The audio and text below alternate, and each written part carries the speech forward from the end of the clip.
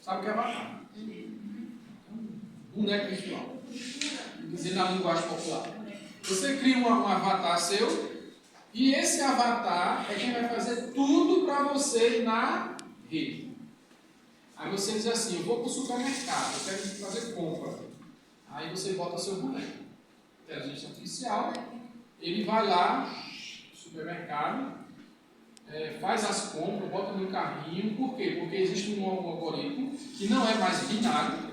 Quando eu falo binário, algoritmo, vocês entendem? Tem parte, né? Algoritmo é o código que faz com que o computador funcione. A linguagem computacional funcione, é o algoritmo. E esse código, que a gente chama de algoritmo, ele hoje, que a gente conhece, vocês conhecem, ele é binário. Ou seja, ele é 0 e 1. O que é 0 e 1? Que código é esse? Tudo que a gente faz na internet é um código desse. Agora, só que é um código desse elevado à potência de bilhões. Por exemplo, se eu quero mandar uma fotografia, esse 0 e 1 aqui vai se multiplicar em 0, 1, 0, 0, 1 e vai criar um código. Esse código aqui faz com que a foto vá para a web. É isso aqui, 0 e 1. Porque na linguagem binária 1 vezes 1 é 10. Aí imagina aí. E é infinito, né? Uhum. A possibilidade é infinita, por isso que a web é infinita. E aí, só que é um problema. Essa web que eu estou falando aqui, esse mundo virtual que eu estou falando aqui, ele já é quântico.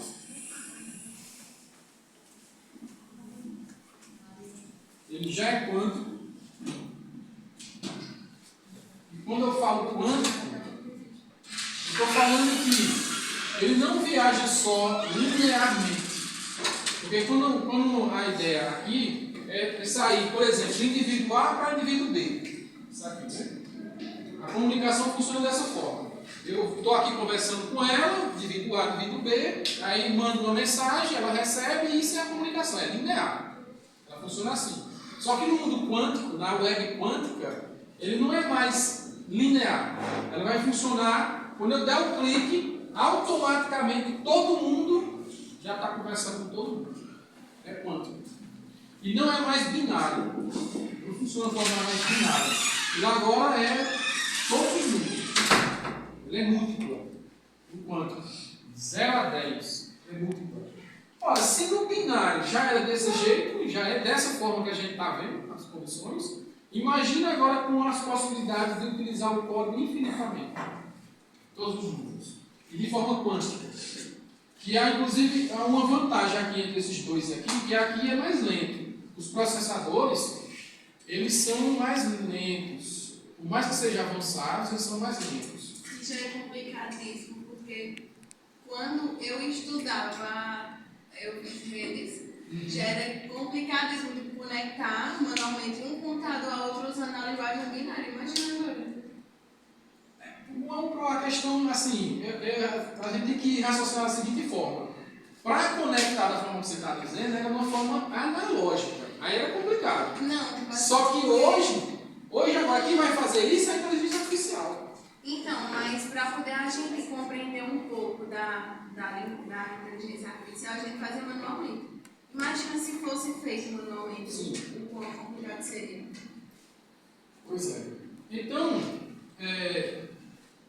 o mundo vai mudar completamente. Esse mundo que a gente já está achando aqui, bem complexo, bem difícil e tal, de compreensão e de caminhar, de transitar nele, imagine quando ele for quântico, começar realmente a dominar, e ele for realmente não mais binário. Vai chegar para a gente daqui a pouco. E vai chegar para a gente, eu digo, vocês, professores, profissionais, e vão ter que lidar com essa situação. Bom, a ideia talvez seja se capacitar, se atualizar. E aí que vem a palavra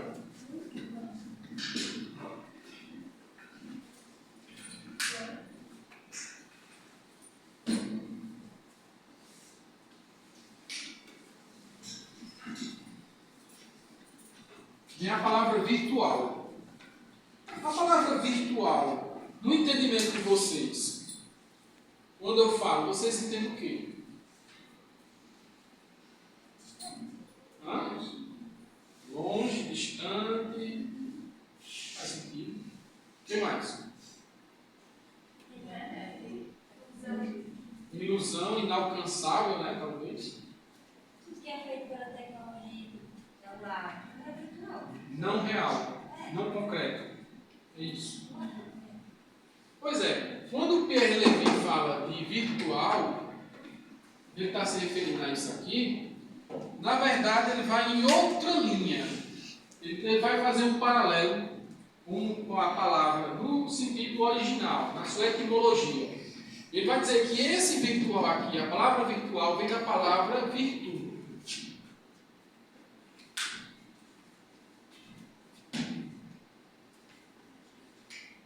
Vem da palavra virtude. Que a palavra virtude, no original, significa potência.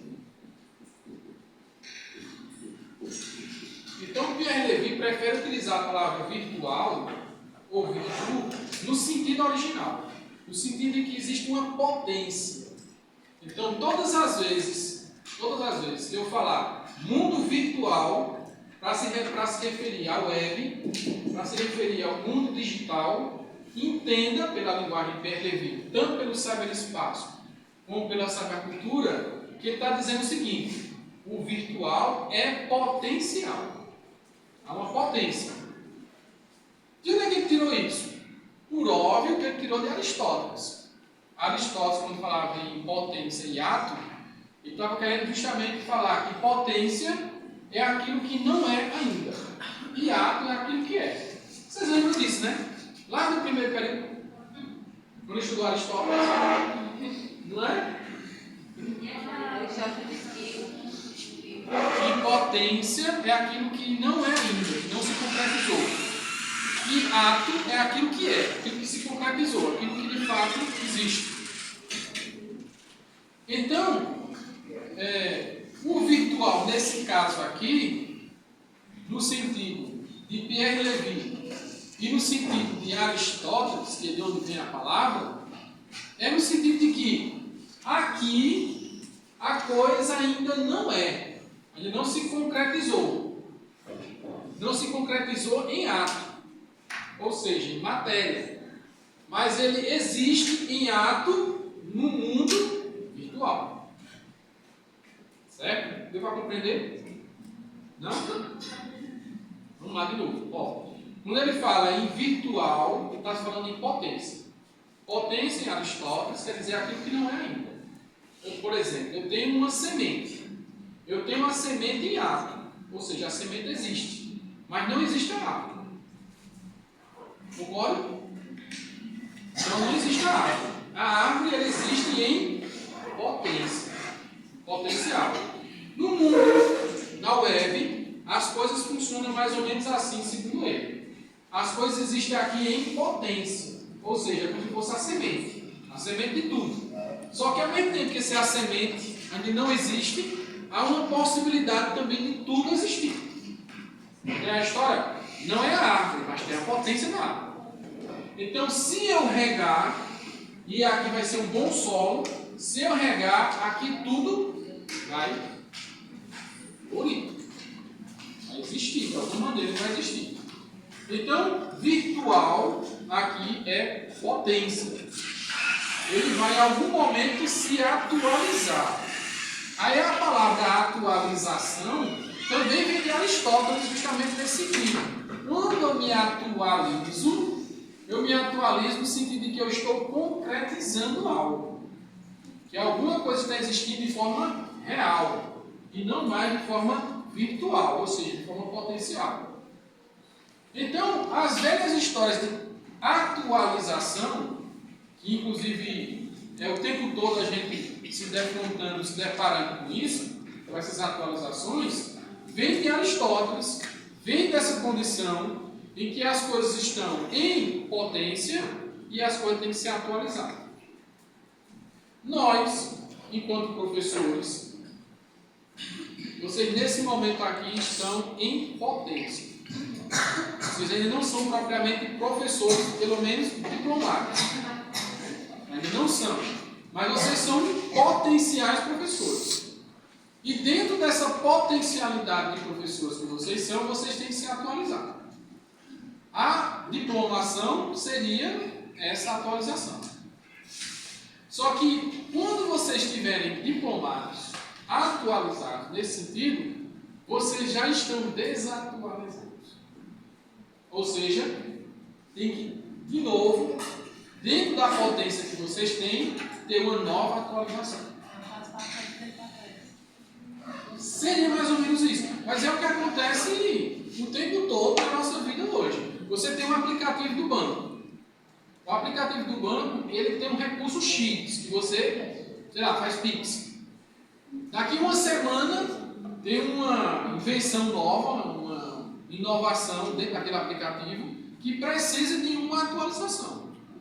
Aí você tem que atualizar o seu aplicativo para poder você fazer Pix agora. É assim o tempo todo. Não para mais. Ora, se isso acontece no mundo das tecnologias, smartphones, no mundo digitais, por que não acontece também na tua formação? Por que não pode acontecer na tua formação? O problema é que isso vai ficar uma constante. Você não pode mais parar de se atualizar por causa disso. A não ser que você queira parar no tempo e ficar num conflito eterno com as gerações que estão surgindo. A escolha é sua. Só que, de antemão, é preciso dizer o seguinte, que ao não se atualizar, vai correr o risco de chegar a um certo ponto, um certo momento, em que vai travar. Você vai travar. E quando acontecer isso, você não vai conseguir avançar mais na sua profissão. E não conseguindo mais avançar na sua profissão, você vai ser jogado fora. Tem um risco disso acontecer? Total. Total. Então, professor, então quer dizer que agora eu tenho que dominar o mundo das tecnologias tudo para poder ser professor? Eu diria que é uma necessidade. É obrigatoriedade? Não estou dizendo isso, mas é uma necessidade. Há uma necessidade que você, de alguma maneira, entre, como vocês mesmos disseram, nesse mundo virtual. Mundo virtual no sentido de potência. Vocês têm que entrar nesse mundo virtual. Por quê? Porque, segundo Pierre Levy, ele tinha razão quando ele escreveu esse livro, o mundo é virtual. E se o mundo é virtual, como é que você vai ficar analógico? Como é que você vai dizer assim, não, eu só me interesso pelo mundo concreto, real, material? Bom, e um dos pontos que ele vai dizer, ainda mais, que ainda não aconteceu, mas está bem pertinho de acontecer, é a extinção do livro físico. Está perto. Os Kindles da vida aí já estão por aí. Os celulares, a gente praticamente não faz mais leitura em livro físico. A gente faz leitura no celular. Mas é prático. Não, nada que é prático, sabe? Imediatamente eu te mando o material agora, você já está com ele. Gratuitamente, inclusive. Para acompanhar o conteúdo, para ficar na sua É a resistência da geração. Você, o seu hábito, mas para esse mundo aqui já é. Para esse mundo já é, não tem jeito. Então assim, você teve o hábito, eu também tenho esse hábito. Lá na minha casa eu adoro minha estante de livros, na minha biblioteca. Eu olho para ela assim, viajando. Não, verdade, eu fico falando. Só que a geração de hoje olha para aquele meu livro e diz assim, para que isso? É o Kindle, aí você tem 1 milhão de livros.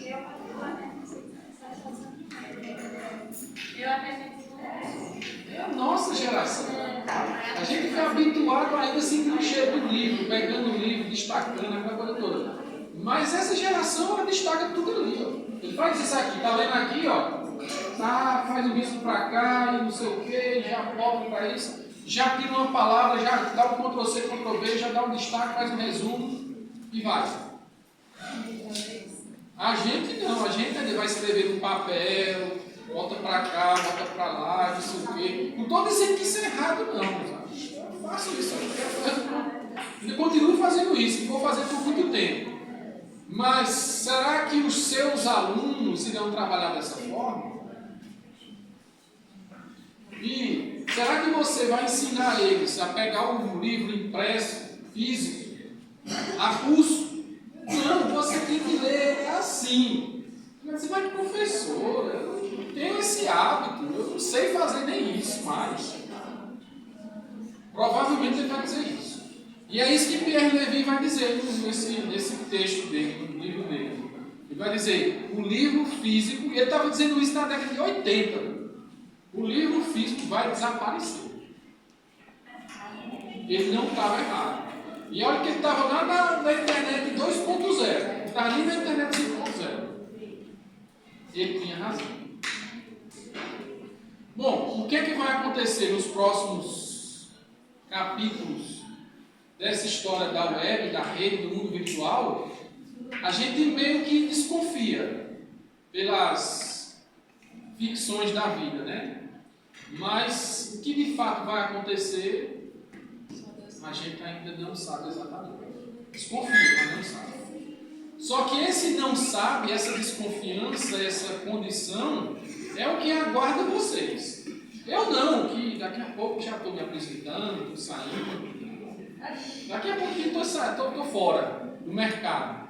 Para vocês não, vocês é que darão continuidade. E vocês não estarão mais na minha condição, que ainda é confortável. Eu ainda consigo dizer assim, olha, compra um livro e vocês compram. Só que daqui a 15 anos você vai dizer assim, compra um livro e dizer, comprar o quê? Você vai dizer, comprar o quê? Um livro? Doido, é? Tá, é velho mesmo. Vai ser mais ou menos isso. Bom, é isso, pessoal. Por hoje é só. Mande os materiais. 20 anos atrás, por exemplo. Muito mais complexo. Se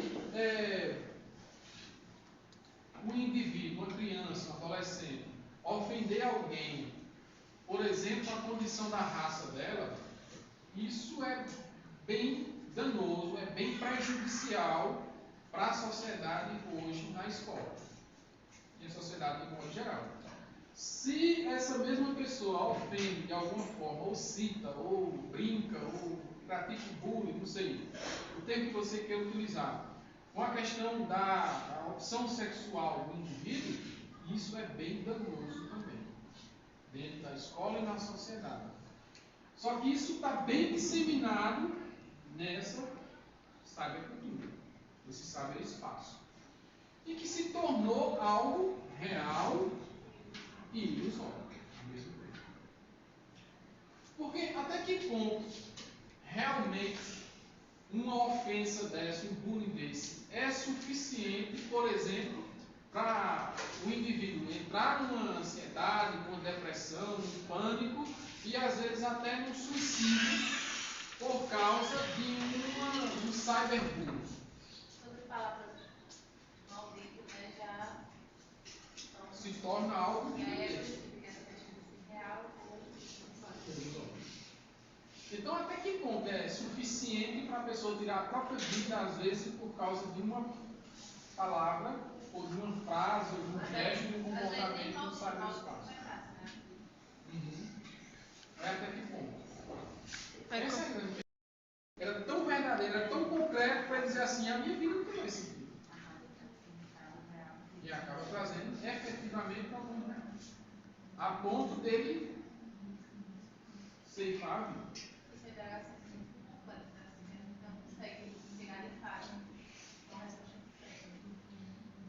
De fato, é complexo e às vezes a gente não tem assim um resultado, uma resposta absoluta.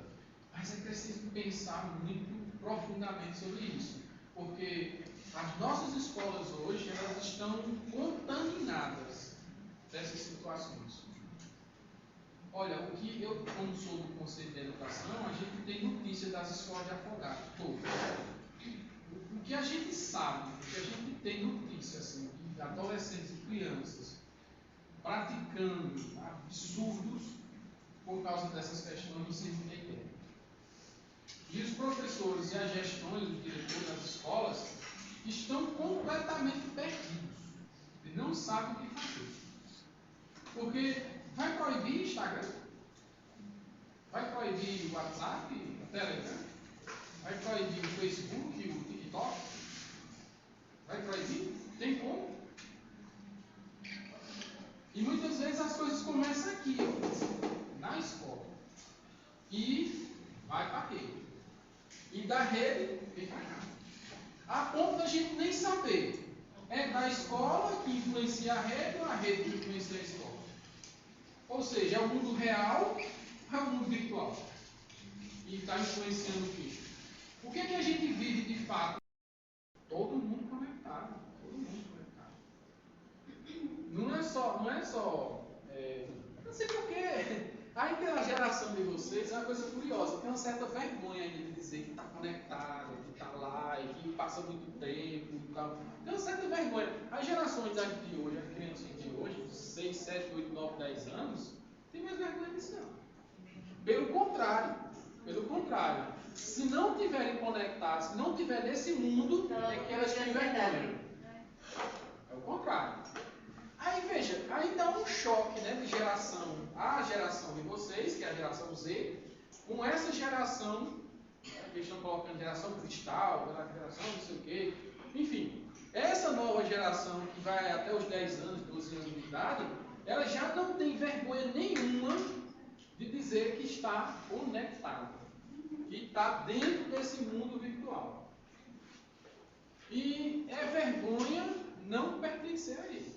É vergonha, porque na verdade é aquela história, que aldeia você pertence? Há 20, 30, 40 anos atrás, era uma coisa muito clara, muito nítida, que aldeia você pertence, que grupo você pertence. Era uma coisa muito clara. As pessoas viam, materialmente falando. Hoje, que aldeia você pertence? Não se sabe. Não se sabe mais. É muito mais complexo. Bom, aí aquela pergunta que eu fiz. E o que tudo isso tem a ver, o que o Pierre Levy está aqui colocando, cyberespaço, cybercultura, o que é que tudo isso tem a ver com a escola? É porque há 20 anos atrás, por exemplo, muito mais complexo. Se um indivíduo, uma criança, um adolescente, ofender alguém, por exemplo, a condição da raça dela, isso é bem danoso, é bem prejudicial para a sociedade hoje na escola e a sociedade de modo geral. Se essa mesma pessoa ofende de alguma forma, ou cita, ou brinca, ou pratica bullying, não sei, o termo que você quer utilizar, com a questão da opção sexual do indivíduo, isso é bem danoso também, dentro da escola e na sociedade. Só que isso está bem disseminado nessa cybercultura, nesse cyberespaço, e que se tornou algo real e ilusório ao mesmo tempo. Porque até que ponto realmente uma ofensa dessa, um bullying desse, é suficiente, por exemplo, para o indivíduo entrar numa ansiedade, numa depressão, num pânico e às vezes até num suicídio por causa de um cyberbullying. Sobre palavras malditas, né, já Se torna algo de real ou então, até que ponto é suficiente para a pessoa tirar a própria vida, às vezes, por causa de uma palavra, ou de uma frase, ou de um gesto, de um comportamento que não sabe no espaço? É até que ponto? Essa é a grande sentado, achando que de fato é isso mesmo, concreto, é o sensível, o material, é isso.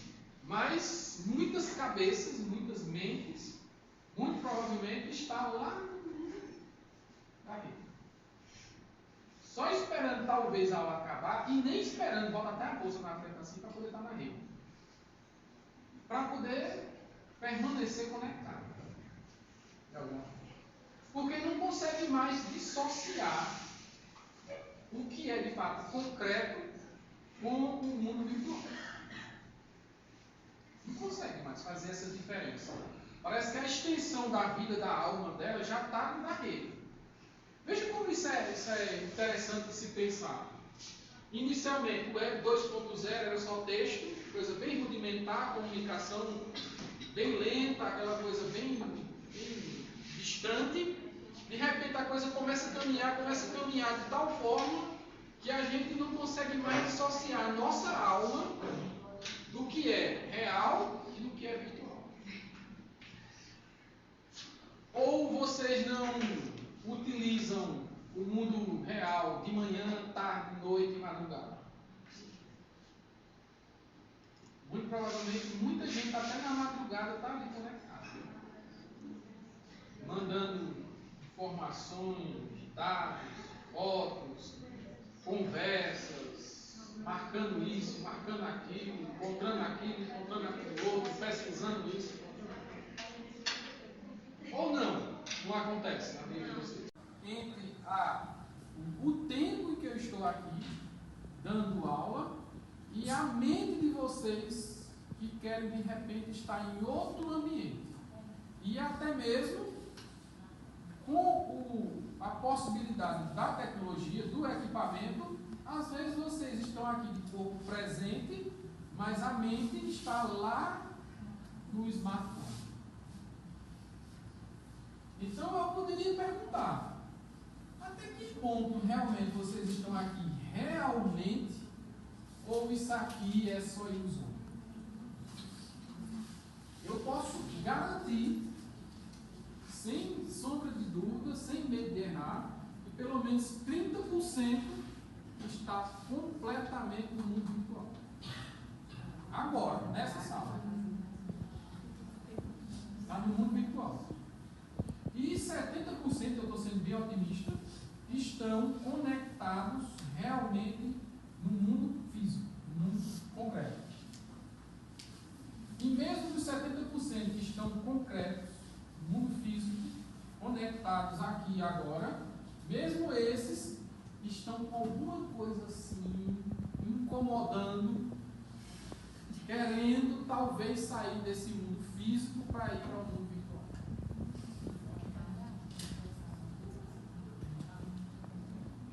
Isso está acontecendo agora. O que está acontecendo nessa sala com vocês, em educação superior, terceiro grau, acontece 3, 4, 5 vezes pior no ensino médio. Acontece 3, 4, 5, 6, 10 vezes pior no ensino fundamental 2. E acontece algumas vezes pior no ensino fundamental 1 e também na educação infantil. Na educação infantil, professor. Porque as crianças já saem de casa com 2, 3 anos, quando vai para a educação infantil, já vai sabendo do mundo virtual. Não das telas. Aí quando chega lá na creche, o pai pega o celular e a criança entra passada chorando já. Exatamente. Já vão para o mundo das telas. E tem um estudo que aponta que uma criança ela não pode ter acesso ao mundo virtual dos 2 anos. Mas Não é nada. isso não é real. Na nova geração, né? Como é que vai estar? É porque é assim, né? O menino chorar muito no celular é um sossego para a mãe. Celular, televisão. A gente chorando, pegou o celular. Pronto, acabou se não dali, vai ficar tranquilinho. Então veja, e a gente, todo mundo critica, os especialistas criticam, todo mundo fala sobre isso, mas Nada. 99% faz. Até a gente. A gente está sem saco, chega em casa, a primeira coisa que a gente faz, ou ir para o celular ou ir para a televisão. Quando a gente se acorda, na verdade, a primeira coisa que a gente faz Já olha. Por quê? Porque há um tédio. Há um tédio já em todos nós, em que diz assim, o que é que está acontecendo? O que é de novo? O que é que atualizou? Qual é a notícia? Qual é a boa? gente antes chegava pro vizinho, né? E aí, manda nova. Aí o vizinho, se soubesse, né, alguma coisa, falava. Agora não, o vizinho está dentro de sua casa. Literalmente dentro de sua casa.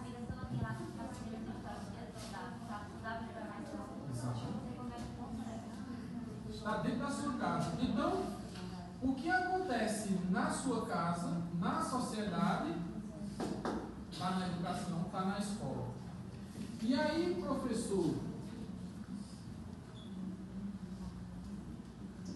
o que fazer com isso?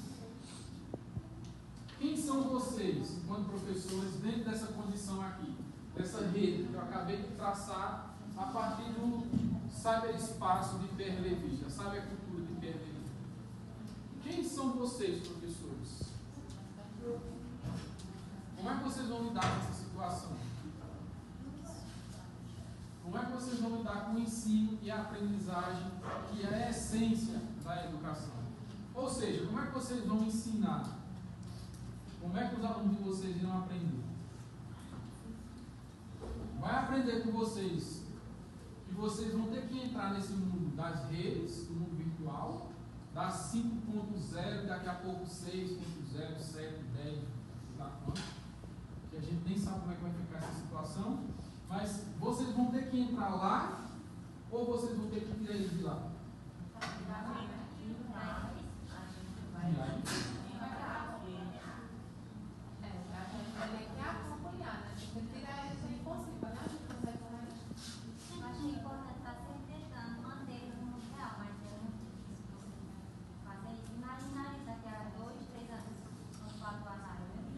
Só que é um probleminha aí. Vocês concordam, acho que todo mundo concorda com o que vocês disseram, né? Vai ter que todo mundo ir para lá. Porque, afinal de contas, foi o que você falou, né? Nem eu consigo sair, então eu tenho que ir para lá. Só que é um probleminha aí, considerável. A capacidade que vocês têm de estarem lá é uma. A capacidade que eles têm de estarem lá é outra. Vocês sabem se movimentar para algumas redes dessas aqui. Ó. Você vai por aqui, aí vem até aqui, eu sei ir até aqui e tal. Quando chegar aqui, você daqui, eu sei mais. Aqui é meu limite, já deu. Só que o seu aluno, ele sabe ir por aqui, vai por lá, está aqui, está ali. A condição de se movimentar dele na rede é completamente diferente da sua. Aí você diz, eu vou acompanhar. Como? Como é que você vai acompanhar? Não, eu vou ter que estar lá para poder dar aula. Vai mesmo? Você vai se perder. Você vai se perder. Agora imagine, você está com quantos anos? 23 anos. Aí você vai se formar com uns 25, mais ou menos, né? Mais ou menos 25 anos. Daqui a 2 anos, mais ou menos, você vai se formar. Aí você vai se formar ainda de uma educação tanto quanto analógica. Por mais que você esteja